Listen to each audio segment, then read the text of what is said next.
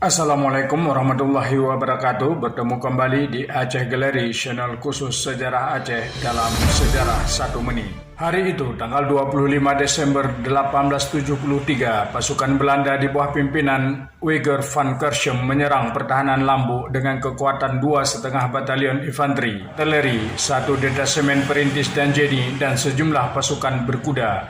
Pasukan Aceh terkepung sehingga terjadilah pertempuran yang sangat dahsyat.